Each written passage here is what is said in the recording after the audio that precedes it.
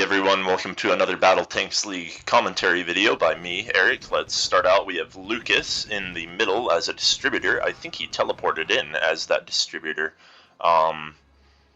Usually that's not the optimal build. You can save 75 gold just by walking into the middle, but if you suspect that an opponent is going to play Tinker, you can teleport into the middle and deny them any good spots to tower up at. But he is the distributor with the basic magic, no tech mech. SHYMASTORM is in the middle, also with the basic magic, and he walked. He could have bought that tech mech. Maybe he's trying to upgrade that basic magic a little bit earlier. One thing you can't do as a distributor, I've said this many times, you buy a tech mech but no weapon. You walk to the middle. By the time you've gotten to the middle, the tech mech can buy you basic magic and give it to you. They're accompanied by BlackBull, who is in a helicopter with a multi-bow. I just played a game with him in which he went multi-bow helicopter and farmed into a hunter with multi-bow, and it worked out pretty well. I think it worked out a little bit better because it was BlackBull and two weaker players, myself and another player, and so BlackBull getting the farm benefited our team a little bit more. Lukas and SHYMASTORM are both very good players, and so the fact that BlackBull is going to be taking additional farm from them with that multi-bow might not be as beneficial as it was last game. Anyways, facing them is Diabolicue in a medivac with a Molotov cocktail, Jor in a medivac with a basic magic upgrade, and GoblinKing in a helicopter with a light cannon. I think with the medivac you can buy either the Molotov cocktail or the basic magic upgrade. The advantage of the basic, there are two advantages to the basic magic upgrade. One is that it has additional range, 1000 range compared to 950 range, and that can matter in the early game. On the lane, if you're positioning yourself carefully, you can get shots on your opponent without them firing on you. And in the middle, oftentimes that additional range allows you to get the first volley off in a team fight. You can see that George just got that first volley off. Of course, everybody's shooting basic magics back, but range does matter quite a bit in the early game. And the second advantage that you can have to getting the basic magic first is that it's a very low value weapon that you can sell in the in order to get a small gold spike for things like a tank or additional weapons. So Jor could farm up a strike to an electro cannon with that basic magic at around maybe 6 or 7 minutes by selling the basic magic for 833 gold and then buying the electro cannon for 2750 gold. And that can be done repeatedly throughout the game, and it's best done with low value weapons so that you don't lose more value than you gain with that weapon you buy. Jor barely almost kills Lukas with that super thrust. It hit BlackBull and the splash damage nearly killed Lukas there. I think that's what Jor was trying to do. It was a good idea, but Lukas barely survives. Meanwhile, on the top we have Escanor and a scout who started out with an electro cannon. He's going to push for now on Todd, who is a raider in a basic magic upgrade, and Escanor does have a lot more DPS than Todd does. However, Todd does have that static charge ability that can deal consistent damage to Escanor.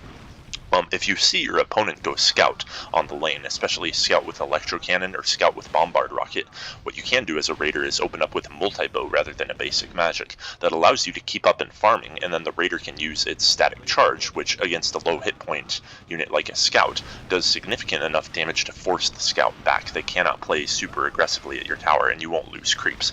It looks like Todd is leveling up that static charge enough that he's able to push Escanor anyway. He is also the more skilled player over Escanor, and so had this been a player like maybe Pelmin or Pikabar, he would probably be pushing on Todd with this build that Todd has for now. But I think Todd, being a top 5 player in the world, he can get away with that basic magic start.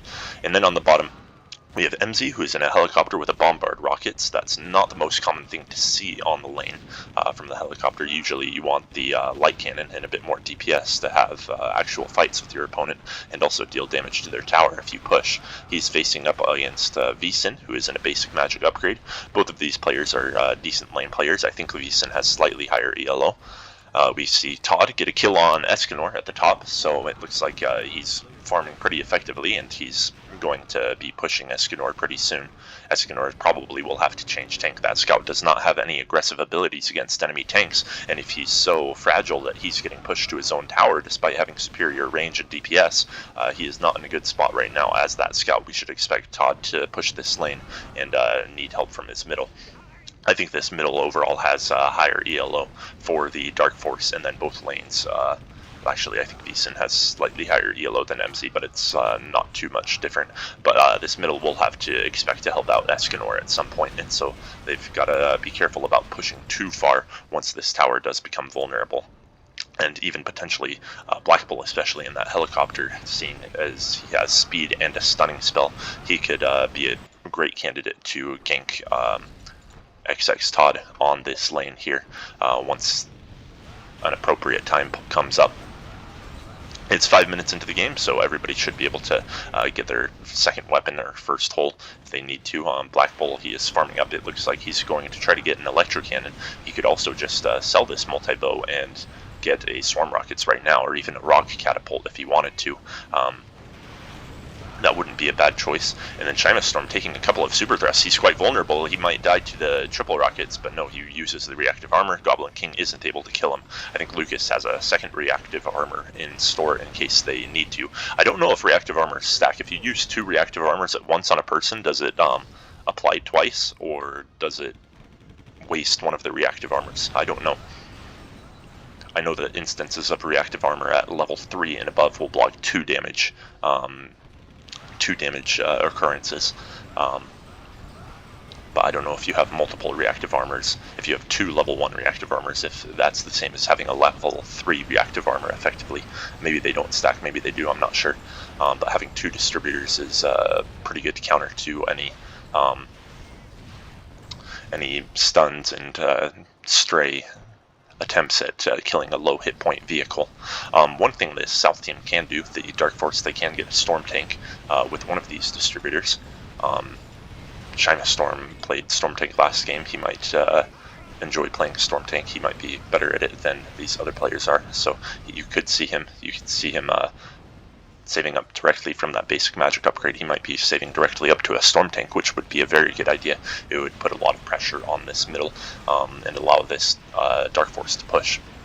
They will have to be, of course, cognizant of this matchup of TOD and Escanor on the top, but as long as Escanor is holding their own, this middle should be able to freely and aggressively push this middle.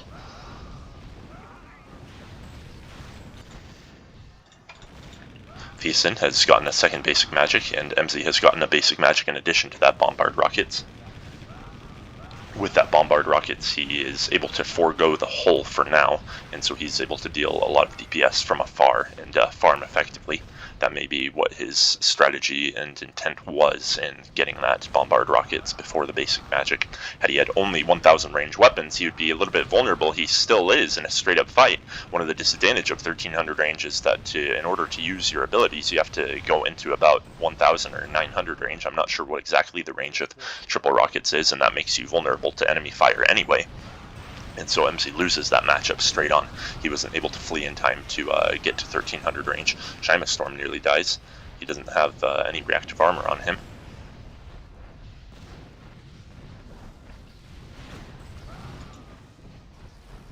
These medivacs can deal a lot of damage.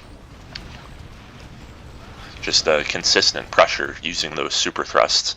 However, these distributors can do a lot of burst damage in a straight up fight with their heat-seeking missiles. You see 2 go off on Diabolicue, and you see how much damage they do. I think at level 2 they do something like 250 damage, somewhere between 250 and 300 damage, and you can launch 3 of them at once. So 6 of these going off in a fight is something like 1600, 1700 damage at once. Let's see if they can get any shots on Diabolicue or Jor. They split, and so neither of them are killed. Escanor is quite vulnerable to TOD. Can TOD get the Shape Memory Alloy off? He does, but it's only level 1 it looks like, and so Escanor does survive that exchange. TOD saved up directly to an Ice Cannon, which is pretty interesting. He's going to play very aggressively against Escanor with that Raider. That's not going to be the most useful of weapons until he is level 10. He is actually quite vulnerable to just constant bombardment from Escanor, and Escanor reaches level 7 just before TOD does. The fact that TOD is keeping up and leveling with Escanor, who is a scout, is pretty impressive. EMZE using a triple rocket on VSIN. VSIN is slightly ahead in leveling, probably due to that 1 kill. EMZE does not have enough DPS right now to effectively kill VSIN. VSIN does have that shape memory alloy, and now he's going to get a repair robots, and VSIN's going to try to push EMZE here. The repair robots is a decent counter to people who get bombard rockets upgrade, because you pretty much can heal up whatever stray damage they do with the occasional bombard shot, and VSIN of course is now much stronger in terms of 1000 range in less fights. So let's see if he is able to use that repair robots to push EMZE. Those repair robots of course are not SHYMASTORM. Instead of getting the storm tank, he gets a storm rocket, so a pretty good weapon to save up to.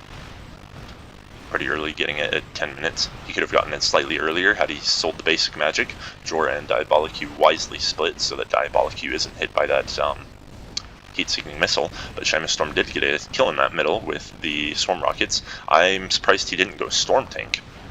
I think that would have been a worthwhile thing to save up to, but he might just save up to storm tank now. Lukas could also save up to storm tank with those 2 basic magics. And if either of them get it at or before 15 minutes, SHYMASTORM's a little bit vulnerable. He takes a super thrust from Diabolicue, but he had the reactive armor on, so he does survive. If they can get the storm tank at or before 15 minutes, then they'd be in a pretty good spot. Of course, GoblinKing already has a ghost tank with no weapons in the middle, so maybe the time to get storm has passed, and was GoblinKing in the middle at the start of this? Yes, he was. So a no weapons ghost tank in the middle with 200 gold. He has the tech mech, so he can buy back his weapons soon, but this is quite interesting. I don't know how he's going to farm effectively with just a level 1 tank cannon and the occasional ghost spawns. Seems like a troll move to me. And you can see he does spawn the ghosts and they die within about 3 seconds to a bunch of heat-seeking missiles. I don't think that was a wise play at all. Todd, of course, is probably going to stick with this raider for a while. He might save up for a steel hole. Let's see where he's teleporting to. He's getting a speed boost, so he's planning on playing really, really aggressively. Once he gets to level 10, he can close the gap between himself and Escanor pretty quickly. Let's see if he gets a repair kit on top of this. Maybe at 15 minutes. By about that time he'll be level 10, and he can really, really put pressure on Escanor and also teleport into the middle with a lot of DPS. The fact that he's gotten that ice cannon probably indicates that he's going to stick with that raider for a while and try to get ganks against VSIN and this middle and be aggressive versus Escanor as well. VSIN, of course, is pushing on EMZE's tower. You can see he has maintained his third of a level lead, and the longer he can stay and push his creep waves into EMZE's tower, the more of a lead he will get. And those repair robots helping him maintain that position by regenerating his hit points constantly. Looks like another kill in the middle just happened. And once again, GoblinKing is level 7. He could have a level 3 tank cannon, and he has a level 1 tank cannon. So I'm not sure what he's doing right here. And in about 3 minutes, he's only farmed up about 500 gold, so he has almost no farm. And if Lukas and SHYMASTORM are paying attention, they would just use these heat-seeking missiles to try to take out GoblinKing's ghost as much as possible. If they were checking his inventory, they would see he has no inventory and only a level 1 tank cannon, so ghosts are really his only form of farm. And if they can deny those ghosts as soon as they pop out, they can starve GoblinKing of pretty much any gold he might earn this game. Escanor is saving up for a tank. He might try to get a heavy tank at 15 minutes, which would make him much better able to survive Lukas or Todd's level 10 power spike.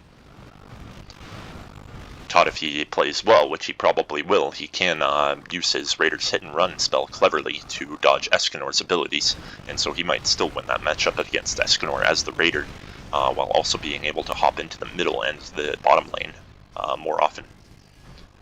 You can see GoblinKing spawns another wave of ghosts, and all but one of them die pretty quickly. Looks like EMZE just got a kill on VSIN. Todd hopped in, Todd using that speed, likely to catch up to him.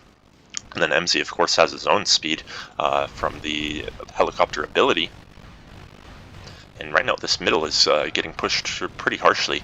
The Dark Force has 2 level 8s and 1 level 7, and the Light Force only has 1 level 8. And it's Jorah, and GoblinKing is unlikely to farm up to level 8 very soon. He's trying to pull his ghosts back to save them, since Again, there is only form of farm. I think he can buy back a basic magic soon. Oh no, he has a light cannon, so he has to save up 1250 gold, not 833, and he and Diabolicue just died. This middle is really, really losing the game right now. SHYMASTORM takes a super thrust from Jor, but does survive.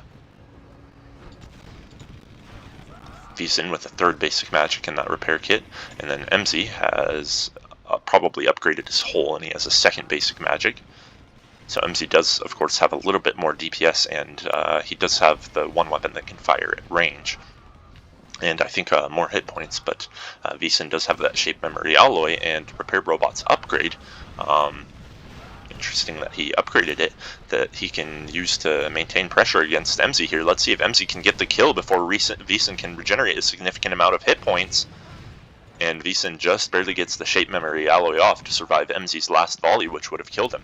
He also did a good job of hopping in and out of that strategic location, getting that 4 armor increase. Had he not done that, he would have died in that exchange. GoblinKing finally gets his light cannon upgrade back, so he has a little bit of farm. He still doesn't have that tank cannon. I don't know why he did that. That tank cannon level 3. I think it does 180 DPS at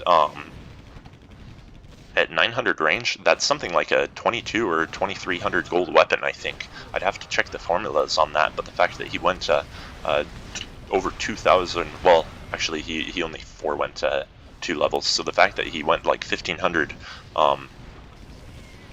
he like forewent 1500 gold just in the favor of the life drain ability, that baffles me. It is 15 minutes into the game, so let's see if any of these tanks are saving up. SHYMASTORM is comfortably saving up, and so is Lukas without a hull. Lukas has only the 2 basic magics. SHYMASTORM does have the swarm rockets that he's upgraded, so he does have a lot more DPS than Lukas does. And then BlackBull himself has a kinetic shield. They just get another kill on Diabolicue, and so BlackBull is the only one with a hull. These 2 distributors getting away with playing aggressively without hulls, and they're likely going to be able to get very good tanks in this mid game. VSIN is now level 10, so he can use the hit and run on EMZE, who bought a 3rd basic magic, trying to survive VSIN's power spike. Todd is a little bit, not quite level 10, but he is close, and then Escanor does have the heavy tank out. Escanor is only about a 10th of a level behind Todd, so they will both reach level 10 at similar times, and both of them get a massive power spike with powerful level 10 abilities. As long as Escanor doesn't miss them, he can win fights against Todd, I think, but if Todd dodges the swarm of, or the hail of bombs, then he can use his superior DPS and mobility to whittle down Escanor's health and win fights. GoblinKing trying to use the life train on SHYMASTORM. SHYMASTORM is able to run away before it finishes him, and then he takes a super thrust from Jor, barely survives it, and these distributors might have to get hulls at some point, or maybe 1 tank, maybe 1 heavy tank or something. BlackBull is going to try to come and gank Todd. EMZE is also there. He uses his kinetic shield. I think if Escanor knew he had the kinetic shield, he definitely would have maintained that position. 1 more electro cannon volley, and he would have died, but now BlackBull takes a super thrust from Diabolicue, and Diabolicue gets the kill. VSIN is pushing very aggressively against EMZE right now. EMZE did lose a lot of time defending that tower when he went to try to gank Escanor, and then he takes another death. And Todd is not level 10 now, and he does have more DPS than VSIN does, and he does have speed, but VSIN I think actually wins that straight up fight just due to his regeneration. Todd's build will scale a little bit better into the mid game though. That short range does synergize well with Raider, and the repair robots don't scale that well into the mid and late game. So VSIN really needs to push and kill EMZE's tower if he wants to make those repair robots worth it. The fact that Todd is level 10 with a lot of DPS and can easily gank VSIN doesn't bode well for his odds of taking this tower. If EMZE had had his level 10 fire cannon ability, whatever it's called, he probably could have gotten that kill on VSIN.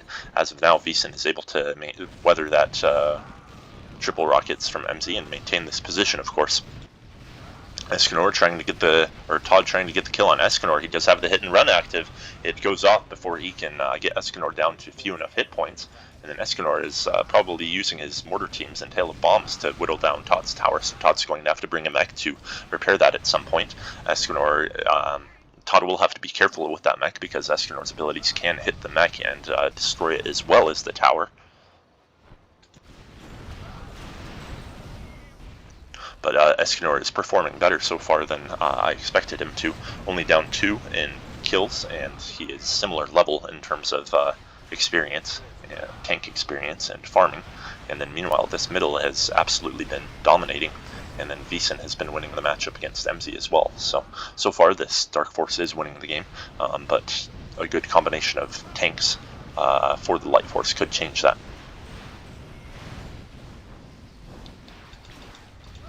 BlackBull is now saving up with that Electro Cannon and multi-bow.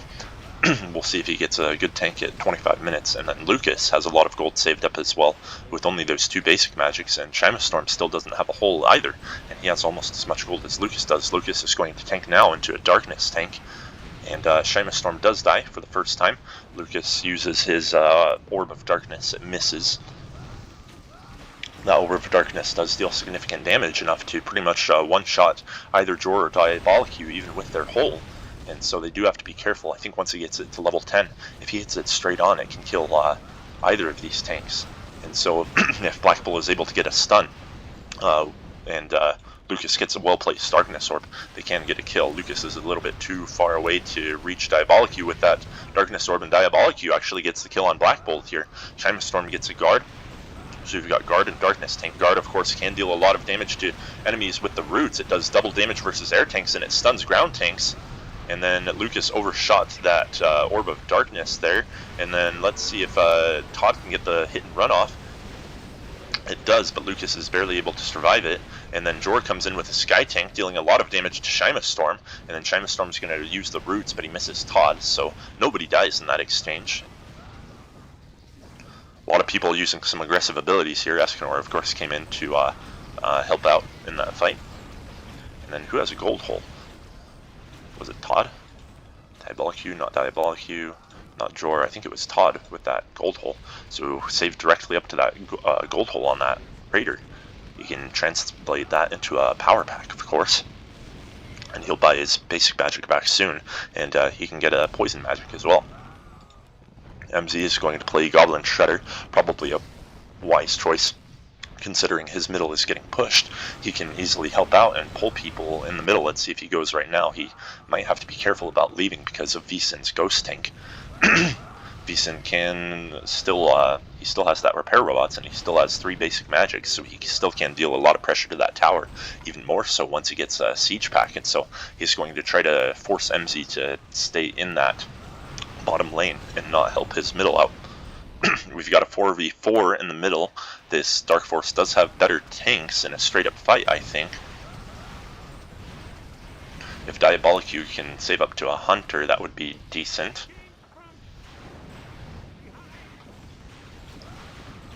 Though they also lack any form of stun, and so this Sky Tank, unless this guard is perhaps rooted, it's not going to be able to be that effective with flame strikes. It's going to miss most of its flame strikes, and so GoblinKing doesn't have a stun, Todd doesn't have a stun, Diabolicue will probably go Hunter, and that can be decent at initiating fights, but it's not the best. Something with a stun, maybe a Demon Tank, though Demon Tank is also a tank that requires a lot of skill to aim its lava shot. You know, if GoblinKing had gotten a heavy tank instead of that Ghost Tank, they'd probably be in a much better spot in terms of tank synergy in the middle. EMZE trying to pull in VSIN and dealing a lot of damage to him. VSIN, of course, does have those ghosts that can tank for him, and he does have the repair robots. He's going to have to flee because Diabolicue teleported in. And then SHYMASTORM can, of course, as I was saying, deal a lot of damage to air tanks, and it can root ground tanks. Looks like everybody except for GoblinKing is an air tank, so I think he'd almost prefer it if everybody was ground tanks. He does get the roots off on Jor and deal a lot of damage to him. Jor's going to flee behind the tower, and somebody just netted Diabolicue. Of course, people can use nets, and then the I think the entangling roots works as if they are ground tanks. And so what SHYMASTORM and Lukas are probably hoping to do is root people and then use the Orbital Strike and the Darkness Orb to deal a ton of damage to any enemy that is caught in the roots. And that will be a very effective combination in the middle. Very capable of pushing this tower and being dangerous. Escanor spawning some mortars, trying to kill this tower. If they can kill these two towers and work on this top middle command post, they can win this game pretty quickly. Todd has bought back his basic magic. He'll probably upgrade his ice cannon next, and then maybe save for an additional speed or a teleporter. Diabolicue is going to sell all of his weapons and get a no-weapons hunter. No-weapons hunter is pretty difficult to farm up with. BlackBull, of course, does get his own hunter, and BlackBull is going to be able to probably keep a weapon or two on it. At the very least, he's going to be able to get the multi-bow, which will allow him to farm a bit better in the middle than the hunter usually is able to. So BlackBull is the better spec'd hunter in that fight. Though if Diabolicue is able to consistently catch these tanks in acid clouds and gravity grenades, his teammate Jor does have a powerful flame strike and energy bomb ability to follow up with damage. I think the tank combination in the middle does favor the Dark Force here. They have tanks that synergize very well and can immobilize and deal a lot of damage to opponents. GoblinKing's Ghost can be very effective if they do take a command post. He can start sieging. The same applies to VSIN, however, and the Ghost is a little bit better in the lane than it is in the middle. Todd trying to deal damage to Escanor, perhaps deal some damage to his mech as well with that hit and run. It's able to take out about 3/4 of Escanor's health. Escanor is going to need to get it repaired, otherwise he will lose it and start losing the tower. Those mechs are pretty expensive as well. They cost about a single mech kill is about 600 gold swing between tanks, and so it is pretty much the same as a tank kill effectively if the person wants to buy their mech back. Looks like Diabolicue got an excellent gravity grenade, and then Jor followed it up with the flame strike, getting the kill on SHYMASTORM. You just saw BlackBull and Lukas use their own gravity grenade and Orb of Darkness, but it wasn't able to kill anybody, so good play there by the Light Force. And they're actually not as behind in kills as they were earlier in this game. The Dark Force has been struggling to get kills recently. However, they do have both of the lane towers killed, and now Escanor is quite a bit vulnerable. Can he get the hail of bombs off on EMZE and kill EMZE? EMZE barely survives, and then EMZE and Todd and Jor all kill Escanor.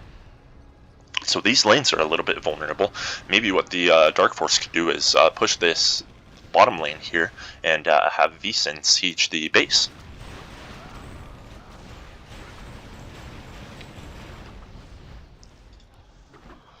See if Diabolicue, I think Jor's Flame Strike is on cooldown, but if Diabolicue can catch any of these tanks in the Acid Cloud and then follow it up with the Gravity Grenade, they can get another kill perhaps.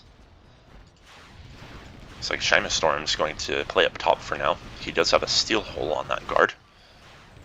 And Escanor might be trying to just siege this middle now that those top towers are gone. BlackBull catches GoblinKing in the Gravity Grenade, and then GoblinKing uses the Kinetic Shield to tank the Orb of Darkness from Lukas. Nobody dies there. If they can maintain this aggressive position and Escanor can kill this middle tower and later this command post tower, all three of the command posts will be vulnerable, and they can hit people with a 1-2 punch. If they're able to get a couple of builds off at once, they can start taking command posts. SHYMASTORM's a little bit vulnerable to Todd. Can Todd whittle him down enough? Definitely, now that EMZE's come in. And Todd finishes him off with the hit and run. And then VSIN has a siege pack. So yeah, if I'm this Dark Force, I'd focus maybe on trying to rush this bottom command post and get a build off. This Light Force is camping a little bit too hard, so they will be able to respond, but if they get a build and they're able to get an excellent Orb of Darkness and Gravity Grenade, that Darkness tank is very good at attacking a command post when it's able to get in a large group fight. They can probably take it. Let's see if they push this command post right now. Diabolicue's Gravity Grenade is missing. Todd does get the defensive build off, so he will be able to survive this. And let's see if Diabolicue can catch Escanor in the main gun. Lukas comes in with an Orb of Darkness to ward them off. Now, if EMZE can get a good pull, there are a lot of tanks there. It's a 3v4, but maybe they can get the kill on SHYMASTORM. EMZE doesn't have any poison magics yet. Can they get the kill? SHYMASTORM barely survives. And then EMZE barely survives BlackBull's main gun.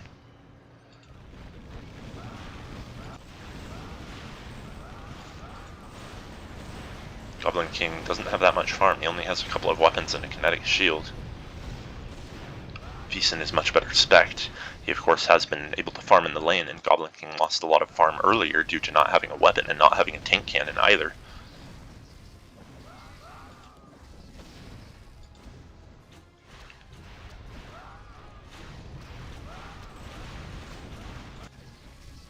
Looks like Escanor and VSIN are going to continue to push this top. VSIN does have mortars, and EMZE also, or Escanor does also have mortars. Escanor's a little bit vulnerable. Can EMZE push him and then Todd follow up with a hit and run? Todd does have that ice cannon to deal a lot of damage, and then VSIN gets a kill on EMZE, and Todd barely survives, able to get that shape memory all the way off just in time. And then Diabolicue gets rooted. Let's see if he can. He gets hit with the orb, but not for that much damage, and he had the kinetic shield on, so he does survive. And GoblinKing trying to use the life drain. That life drain, I think, makes GoblinKing more vulnerable than whatever tank he's trying to hit, because it does immobilize GoblinKing. It has to be channeled.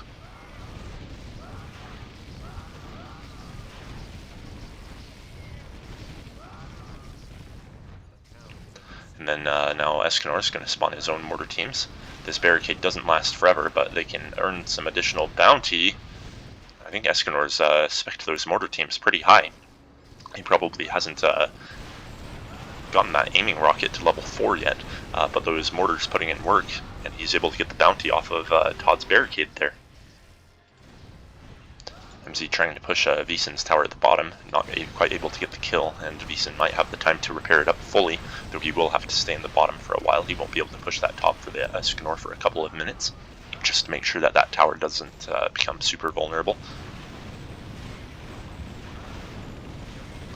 And Diabolicue getting a gravity grenade off on both of these players. Jor is not in position to follow it up. So Escanor just got a kill on Todd. Looks like they were trying to gank him. So impressive of Escanor to get that kill. GoblinKing's a little bit vulnerable, barely dodges the roots. His ghosts do get killed by Lukas's Orb of Darkness. It's been a relatively quiet game in this middle. Not many kills have been happening either way. Though this Star Force is continuing to hold this aggressive position.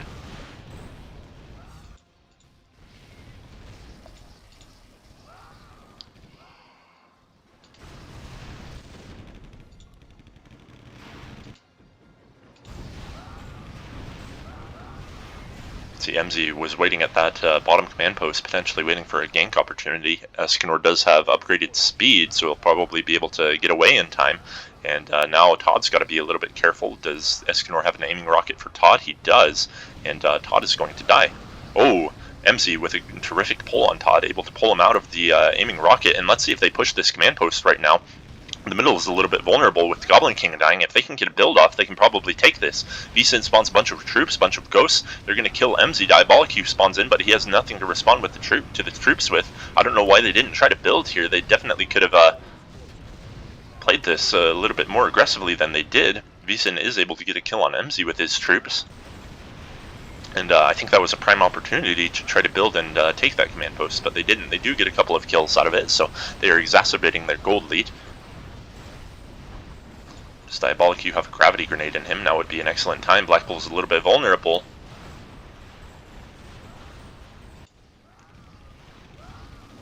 And then EMZE is going to pull Escanor in, and Escanor is going to die there. EMZE and Todd have too much DPS. And then Todd's hit and run expires before he's able to finish off VSIN, and VSIN gets away. Diabolicue hits BlackBull with the gravity grenade. Jor follows up with the flame strike, and he does have an artillery set to ground mode for an additional about 400 DPS.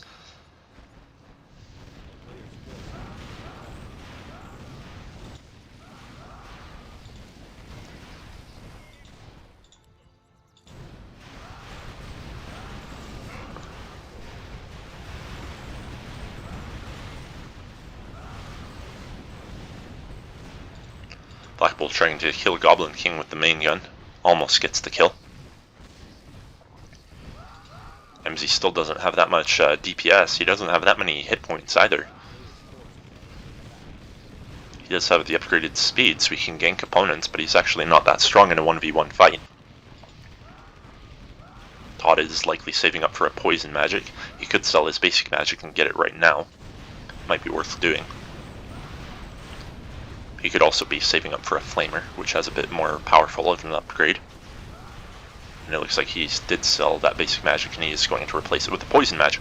So he now has a ton of DPS and he can win the fight versus Escanor 1v1.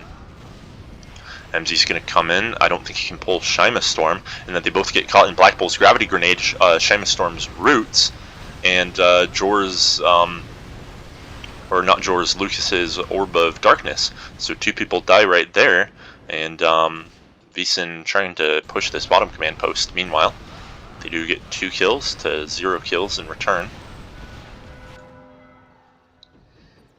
And then EMZE does have a lot of DPS against VSIN. VSIN does spawn a lot of troops. EMZE can clear some of them out with the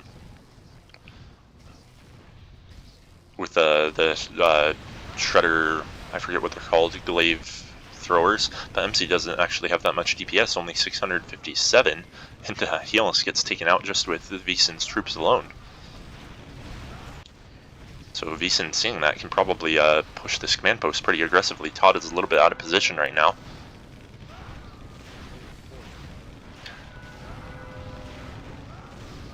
At any point, VSIN could build a teleport beacon if this middle wants to play back a little bit. You can see they have Escanor present, trying to kill this middle tower with the mortar teams. They do get a couple of volleys off. Lukas can of course siege this tower as well with the Orb of Darkness, just by constantly applying it to the tower. He can regenerate mana pretty quickly with SHYMASTORM present, and that Orb of Darkness has a pretty short cooldown, something like 20 seconds. They're going to lose a couple of lives here. BlackBull does get the kinetic shield off just in time, but xxTOD does have so much DPS, 1400, that he might actually still be dangerous. He does flee. VSIN is building a teleport beacon here at the bottom, but it's not the best time. His teammates just died. And so Lukas can siege this tower with just consistent darkness sphere pressure, or darkness orb pressure every 25 seconds. He can regenerate the mana for it with SHYMASTORM. And if they can make all 3 of these command posts vulnerable and maybe get 2 builds at once, they could definitely start taking things. SHYMASTORM takes in a very aggressive position for that roots, and he takes a gravity grenade and a flame strike. I think that was a little bit too far forward, and he and Lukas both die right now. And then Todd is coming after BlackBull. He's not going to be able to deal enough. VSIN is able to win that fight against EMZE for now, so they do have to stay at their command posts a little bit. Jor nearly gets killed by a gravity or a main gun from BlackBull. BlackBull's almost gotten several kills with those.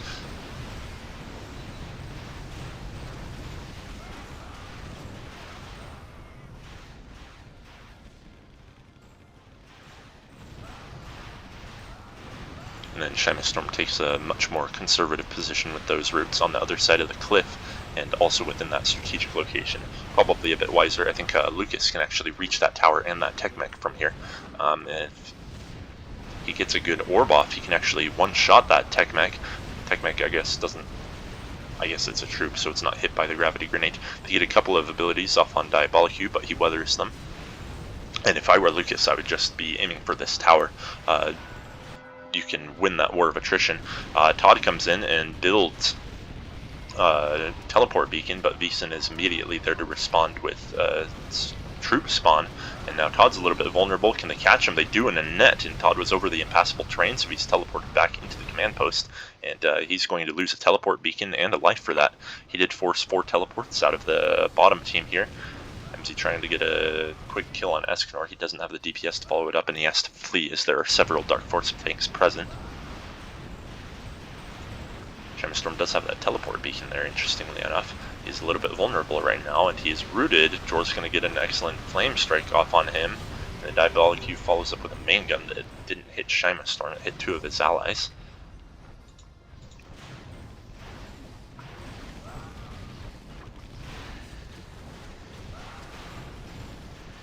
And once again, Lukas could siege this tower, and if the Light Force isn't careful about moving their tech mechs away, they lose their tech mechs almost instantly. BlackBull catches 2 people in the gravity grenade. VSIN's also coming in from the side. Does he have a troop spawn in him? He does. They can maybe clear out this tower if they want to. EMZE's going to come in, try to pull somebody. He pulls Lukas. Lukas gets acid clouded as well. Todd is meanwhile trying to take over this command post, and he might reach it. So nobody was paying attention to Todd, and he has his allies present to just ensure that that command post is taken.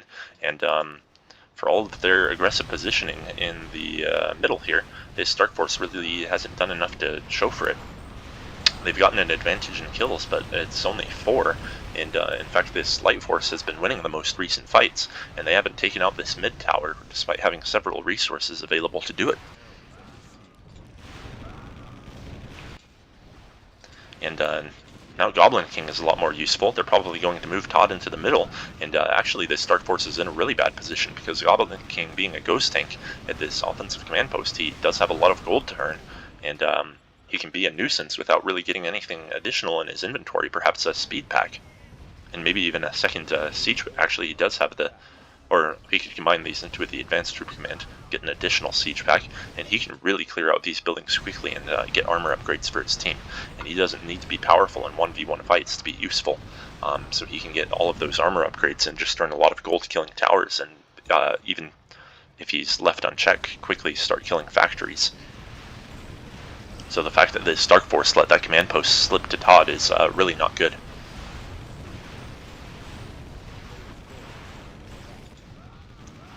And they need to make up for it quick, either by taking this bottom or taking this middle.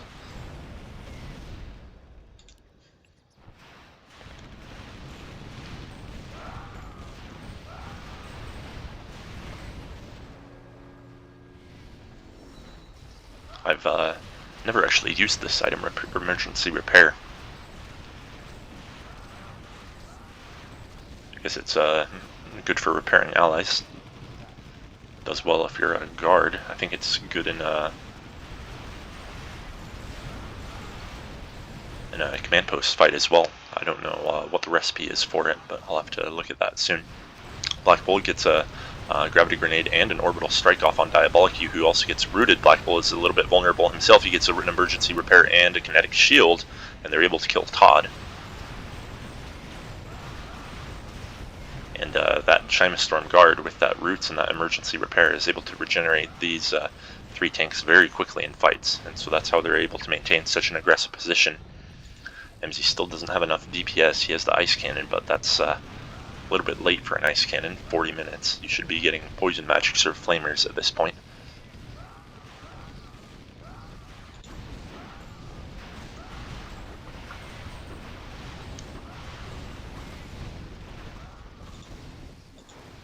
Escanor trying to stall GoblinKing as much as possible. GoblinKing is going to spawn some more mortar teams soon.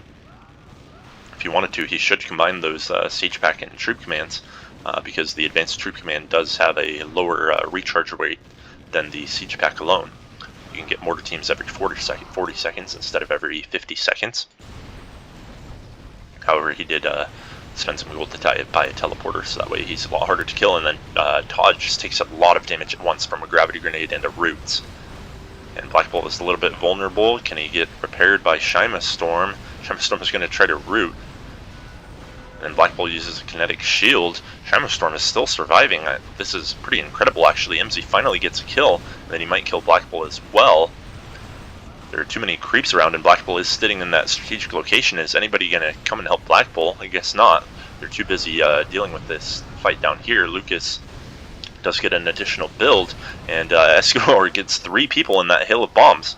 And so now VSIN, with his Ghost Tank and Advanced Troop Command, can mirror GoblinKing, and it's going to become a base race.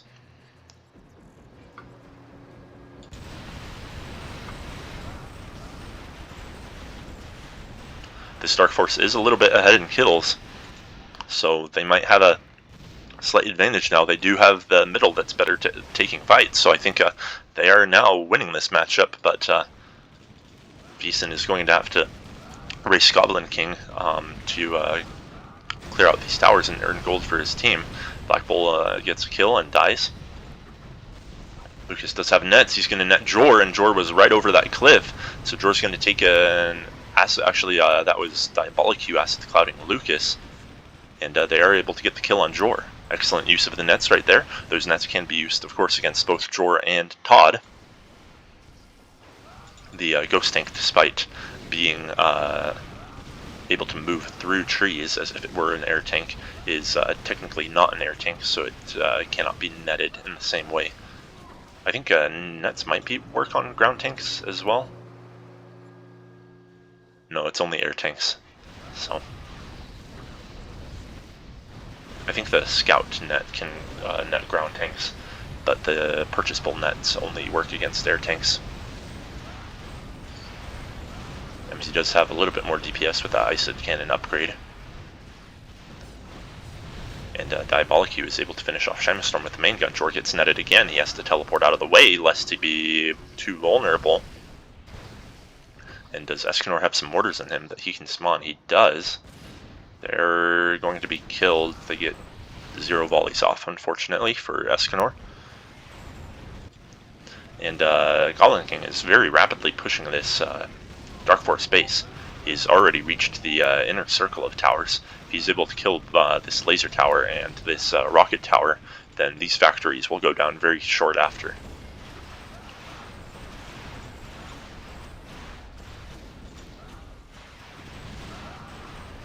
SHYMASTORM with the deflective armor. That's a good counter against Todd's poison magic. And if EMZE gets a poison magic, it will be a good counter against that as well. Not the best counter against orbital strikes or artilleries, however.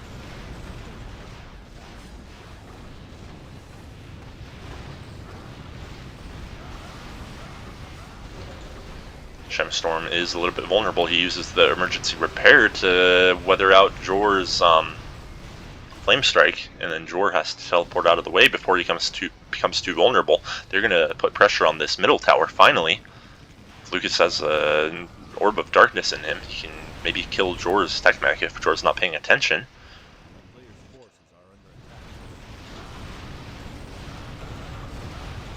Is that a Diabolicue's orbital strike? It is. Dealing a lot of damage, but unable to finish anybody off. And then Lukas is going to come in with an Orb of Darkness, misses.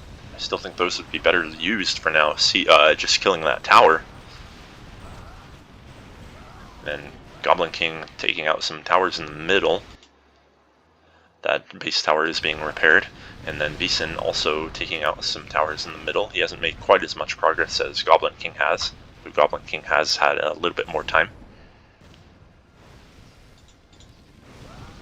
Escanor can, of course, win in a straight-up fight against GoblinKing. GoblinKing can use the teleport to dodge Escanor's hail of bombs, and then he can get support from allies. He's going to slow down Escanor with the life drain, and let's see if EMZE can get in. Can Escanor? Escanor does get 1 kill, so it's going to be a 1-to-1 trade, likely. Escanor does have a lot of DPS himself, but EMZE has enough now with the plasma waves in addition to the ice cannon. And then VSIN's going to use his troops to try to take out this middle tower. He does die to an energy bomb from Jor. Todd dies in return. This middle tower is almost taken out. Can they get the kill on it? Lukas finishes it off with some frost magic volleys, and if they get a build, Diabolicue gets the defensive build, and now SHYMASTORM's going to have to flee. If they have a kinetic shield, they can maybe keep him alive. He's going to be able to get back in time. Diabolicue barely misses the, actually he did hit it pretty much perfectly, but he was too close. If he were a little bit farther away, both he and SHYMASTORM and Lukas would have died there. The Hunter's main gun, of course, does more damage the farther away you are from the target. So at level 5, the max it can do is 2500 damage. You just saw it dealt about 1800 damage there. So had it done the full damage, had he been a little bit farther back, I think it's 2000 range at the maximum. He would have gotten both of those kills.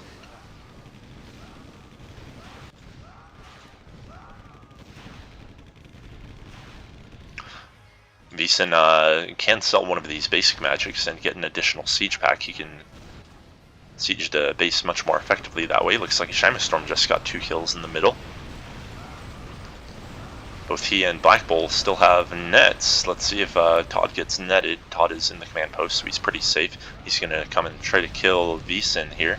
VSIN gets 2 of the outside base towers down, and he's going to start putting work on the inner ring of base towers the same way that GoblinKing can. Escanor is doing a pretty good job of stalling him right now.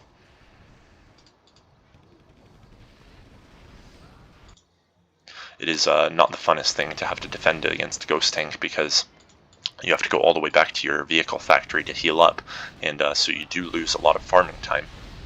I think one of the reasons they buffed the summoned troop bounty and also gave some bounty to the ghosts was to make it more worthwhile to actually defend against the ghost tank.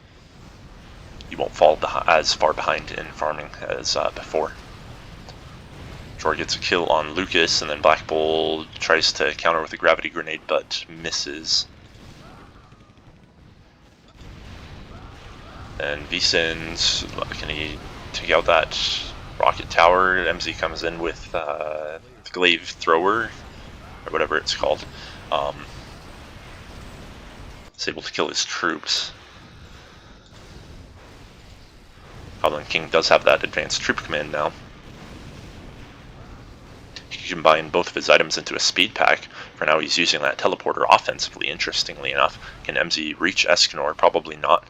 Lukas is there anyway.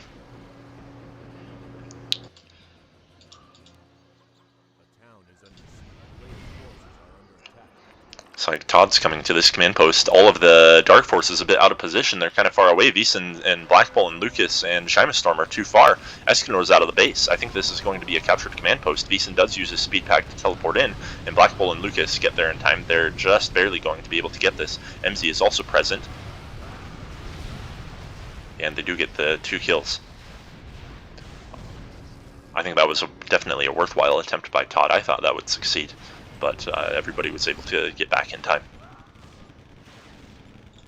Only the laser tower remains in the base for the Dark Force, at least on the top side.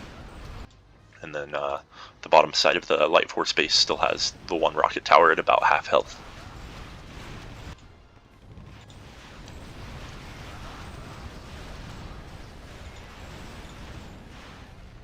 Teleport breakers in the middle.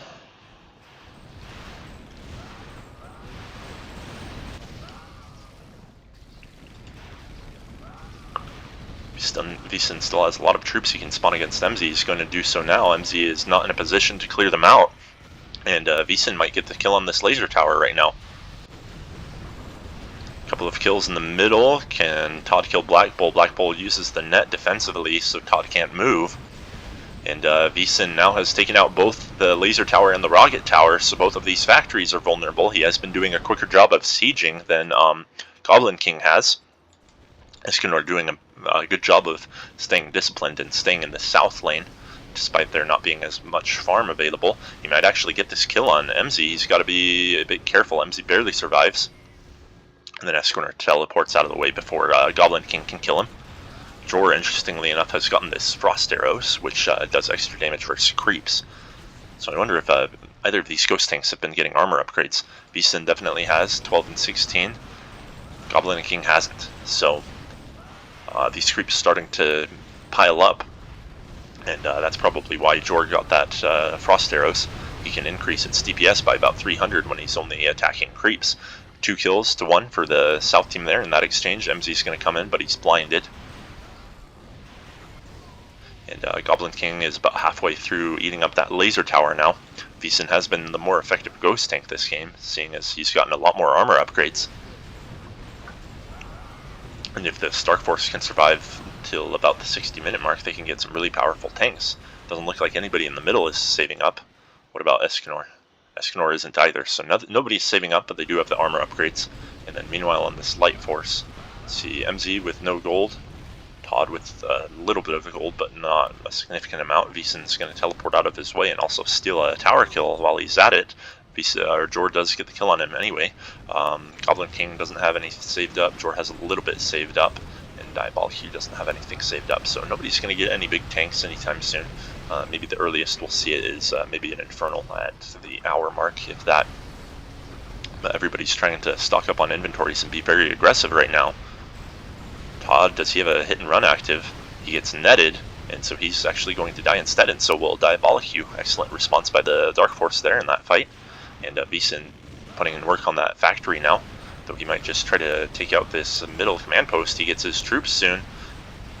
EMZE did build a defensive barricade. VSIN's going to build his troops, but Jor's going to kill them quickly with the flame strike, but then he made himself vulnerable to SHYMASTORM's roots, which deal a lot of damage. I don't know how much damage they deal at level 5, but SHYMASTORM has an orbital strike and BlackBull has an orbital strike. 2 orbital strikes on the south team, as well as the darkness tank. So in a straight up fight, 4v4 or 5v5, this Dark Force is extremely powerful. And they will likely push this middle command post soon. Everybody falling on the Light Force, and they are just eating them up and getting gold.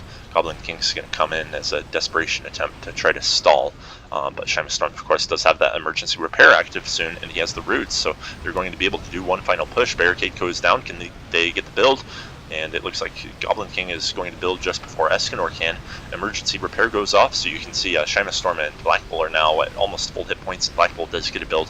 They are going to take this middle almost certainly, unless somebody gets an excellent orbital strike on like all 4 of them. Todd and EMZE are there, as is GoblinKing. Can they survive one more wave? EMZE pulls in Lukas, and then Jor's going to get a flame strike on both he and both Lukas and SHYMASTORM. Couple of orbital strikes go off. BlackBull is going to build a laser tower, see if they can finally get this command post, and he and VSIN do survive, and they do have the laser tower. They are going to take this middle, and now they are in a much better position. They have the middle command post, they have the bottom command post, they have a lot more armor upgrades than this Light Force has, and these top factories are already vulnerable. And the Titan just came out. It's a no weapons Titan, but the Titan is very effective at sieging because it can run in, plant an orbital strike, plant an obelisk, plant the R ability, and then just run out. So if I'm going to expect the Light Force to give up at any minute now.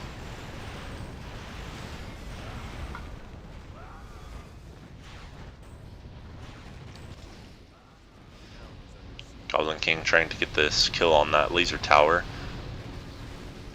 Lukas, is that a 3rd orbital strike? We have 3 orbital strikes on that Dark Force there. It's pretty incredible. Todd uses his hit and run to dodge BlackBull's little ultimate ability. He is going to survive that push.